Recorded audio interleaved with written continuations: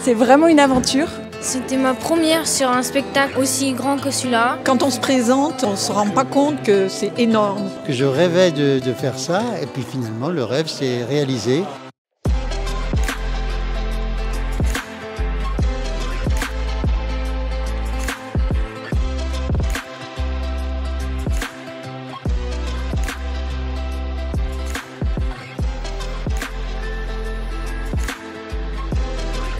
Je joue essentiellement le rôle de Lucius. Je joue le rôle d'Octavia, donc c'est la fiancée de Lucius qui va être très déçue de ce coup de foudre qu'il va avoir avec cette jeune chrétienne qui s'appelle Agathe.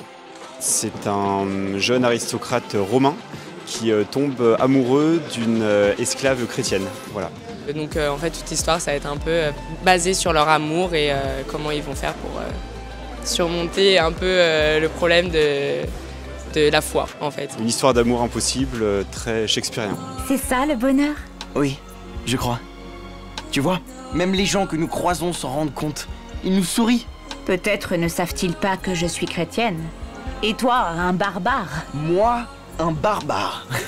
Je trouve ça très intéressant en tant qu'habitant à Lyon, pouvoir vraiment participer à faire vivre finalement ces monuments extraordinaires qui habitent avec nous au quotidien en fait.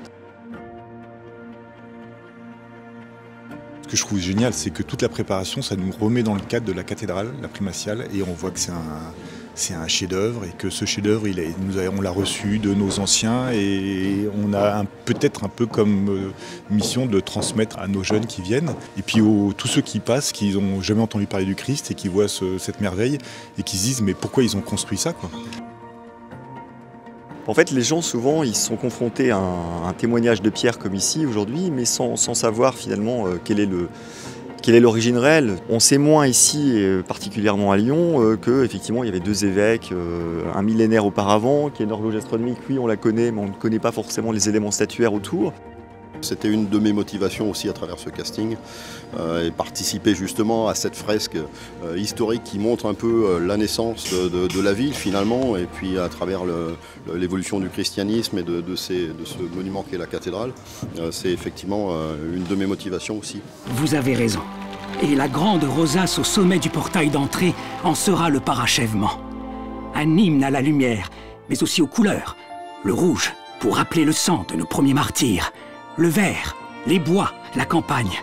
Le bleu, la douceur, le rêve.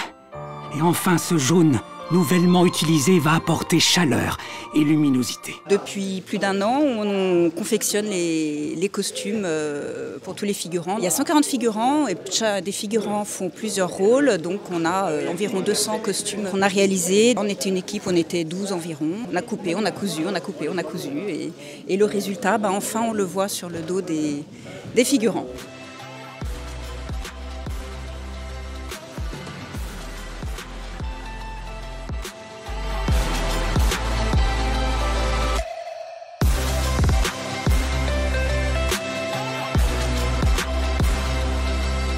Ça demande beaucoup de contraintes familiales, de travail, d'organisation, etc.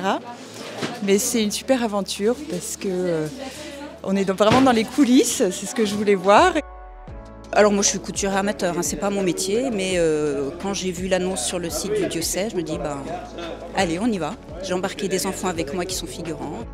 Moi j'ai ma femme, Marie-Ange, qui joue dans une scène, et puis j'ai Aurélien qui a 10 ans. Ma fille, Salomé, qui joue Blandine, qui a un rôle parlé qui est intéressant aussi. Donc elle est au taquet, là, elle a très envie que ça commence. Normalement, je prends toujours une semaine de vacances pour mes enfants. Et au lieu de partir, on reste ici. Donc j'ai hâte qu'ils voient le spectacle pour qu'ils voient tout ce que ça a donné, enfin tous les petits sacrifices qu'on a fait en famille. Ouais. Je vis avec mon fils, Joseph. Et ça c'est cool, donc lui c'est un méchant romain, et moi je suis un gentil chrétien, et lui c'est un méchant romain. Et quand il met son habit de romain, ça en jette quoi. Là j'ai 2 de mes fils, donc on n'a pas la famille complète, mais on a les 2 garçons qui sont là et qui sont des petits enfants du Moyen-Âge au début, et puis après des Romains ou des chrétiens dans l'Assemblée. C'est vrai qu'au début, les répétitions étaient pénibles parce qu'il n'y avait pas de costume, il n'y avait pas toute l'ambiance, donc c'était très long à mettre en place. Et puis les enfants qui ont 10 ans, les mettre 3 heures dans une cathédrale sans rien faire, c'était compliqué. Donc au début, on emmenait Aurélien par exemple avec ses devoirs, parce qu'il ne jouait pas tout le temps non plus, pendant les 3 heures, donc il fallait l'occuper sur les bancs de la cathédrale. Ça crée des souvenirs incroyables, là ça prend forme, donc là il voit que tout ce qu'on a fait, il va avoir un résultat incroyable.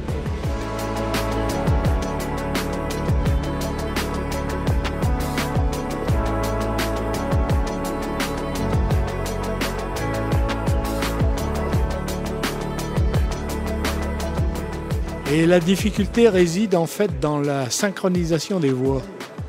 Parce que, comme vous le savez, les voix sont enregistrées et donc on doit s'exprimer très parallèlement et simultanément avec les voix. Et quand on n'est pas comédien, c'est toujours difficile parce qu'il faut associer la parole et les gestes, les positionnements. C'est particulier, c'est même assez technique parce qu'il faut non seulement connaître le texte, mais après connaître le rythme de la voix, sa respiration, etc.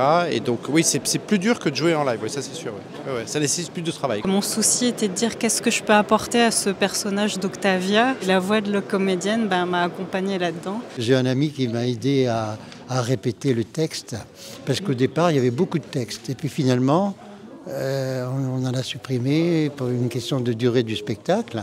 Alors ça m'arrange bien, j'ai pas trop à parler, j'ai juste à faire mes gestes et tout ça, c'est super. Votre Jésus ne vous a-t-il pas demandé de perpétuer sa mémoire en prenant et mangeant son corps? Pour cela, reporte-toi à nos évangiles, que tu ne connais manifestement pas, sans quoi tu n'aurais jamais posé pareille question. Cette nourriture dont tu parles est avant tout d'ordre spirituel. Une majeure partie des personnages principaux, en fait, il y a des binômes, voire des trinômes. C'est parce qu'en fait, on travaille, on a tous des boulots, on est étudiants, et donc du coup, on ne peut pas assurer l'intégralité des représentations. Au cas où il y a une absence, au cas où il y a un problème avec l'un des comédiens, l'autre peut au dernier moment prendre le rôle. Alors j'ai un binôme, je joue toute la première semaine, lui il fait la deuxième semaine et après on se partage. On joue toutes les deux Sainte Blandine. On est doublures l'une de l'autre. Je suis l'unique potin et puis j'en suis ravi parce que ça me plaît et puis c'est pas trop, c'est pas quand même pas, c'est un plaisir. Je commence en tailleur de pierre et après il faut que je me changeais pour passer en romain et mettre tout l'attirail qui va avec, dont l'épée, le bouclier, la lance, tout ça. Les changements sont un peu sport, ouais. Surtout il y a d'autres acteurs qui ont plus de changements à faire, donc il faut qu'ils passent d'un habillage à l'autre. J'apprends à changer les tenues entre les scènes. C'est un peu le challenge supplémentaire. Et enlever et mettre l'armure, c'est un peu touchy, hein, comme on dit.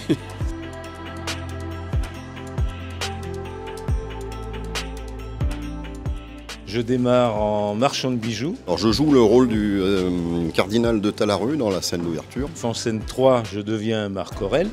Ensuite, dans la scène 3, je suis un général romain. Je deviens soldat romain, bien sûr. Ensuite, je suis prêtre et grand prêtre dans les scènes 8 et 10, donc prêtre païen. Pour de suite attaquer en scène 19, où je redeviens Marc Aurèle. Puis ensuite, je suis un homme dans la foule dans la scène 16.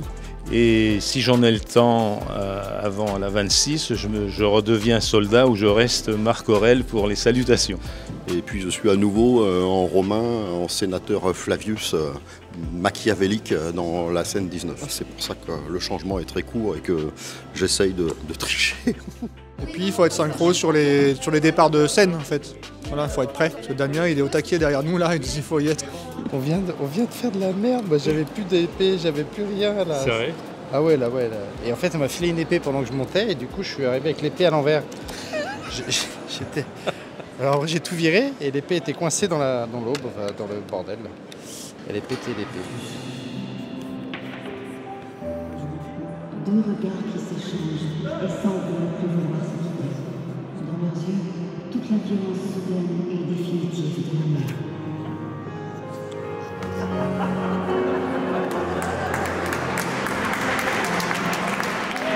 C'est surtout surtout l'aventure humaine qu'il y a eu autour de tous les gens qui se sont agrégés, figurants, bénévoles, qui ne se connaissaient pas, puisqu'au départ ils sont venus, il y en a un, deux. Souvent, quand on fait ça dans des villages, oui, les gens viennent, mais c'est déjà des familles, c'est une bande de copains. Là, c'était plus des gens très isolés les uns des autres, et puis qui se sont retrouvés tous ensemble, qui ont eu envie de monter ça de manière forte. Des gens ont quitté le navire en cours de route parce qu'ils se sont dit que c'était quand même compliqué, il y avait énormément de répétitions. Les confinements, déconfinements, reconfinements, tout ça, voilà, on a perdu des gens, on en a agrégé d'autres. Par contre, ceux qui sont venus et qui sont restés, alors là, on peut dire que c'est vraiment des éléments moteurs qui sont prêts. De toute façon, certains, c'est pas qu'ils sont prêts, ils sont inscrits pour faire toutes les représentations. Et c'est vraiment un vrai investissement humain et personnel. Donc ça, c'est une belle aventure. Moi j'ai postulé un peu par hasard à ce casting l'année dernière sans grande conviction parce que je n'ai pas du tout d'expérience similaire. On est 140, on ne se connaissait pas il y a quelques mois et on a l'impression maintenant d'être une grande famille parce qu'il y a beaucoup de bienveillance et beaucoup d'échanges, donc c'est fort sympathique. Je trouve que il y a quelque chose de merveilleux, c'est-à-dire qu'en fait on a agrégé tout un tas de gens qui ne se connaissaient pas et en fait on arrive à faire une troupe là, finalement en assez peu de temps. Donc finalement, les liens entre nous font que du coup, ça donne de la fluidité au jeu et c'est quelque chose de beau, quoi. Pendant le confinement, j'étais tellement triste comme tout le monde d'être tout seul. Je suis en train de vivre ce que j'avais envie de faire. Dès le début, tout le monde tout le monde se parlait il n'y avait aucune barrière, vraiment comme si on se connaissait en fait finalement. Et du coup, c'était vraiment très sympa et on sentait vraiment une belle cohésion. Il y a plein de gens super et il y a de l'entraide, c'est quand même incroyable d'avoir autant de bénévoles. Je parle non seulement dans le jeu, mais aussi autour, parce qu'ils sont un sacré nombre à bosser pour tout. Et je trouve que cet entrain, ce don, ça a de la gueule. C'est intéressant de participer justement à quelque chose de cette grandeur qui attire quand même beaucoup de personnes qui veulent le voir. Ils sont vraiment au service les uns des autres, derrière, tout le monde est là pour coacher les autres, s'écouter, essayer de trouver le moment où s'il en manque un, comment on peut faire pour trouver la phrase qui manque. Et puis ils sont assidus, ils ont bossé, vraiment, voilà, puis il y a une bonne ambiance. Redonner vie finalement à quelque chose qui est là dans l'inconscient collectif, parce que les gens connaissent l'histoire de Blandine livrée aux fauves dans les arènes, etc. Mais redonner vie à cela, là, l'espace d'un soir, à travers justement des pierres qui ne sont d'un seul coup plus inertes, mais qui sont porteuses de ce témoignage-là, voilà, ça c'est quelque chose qui j'espère, va émouvoir les gens autant que ça m'émeut moi. Voilà.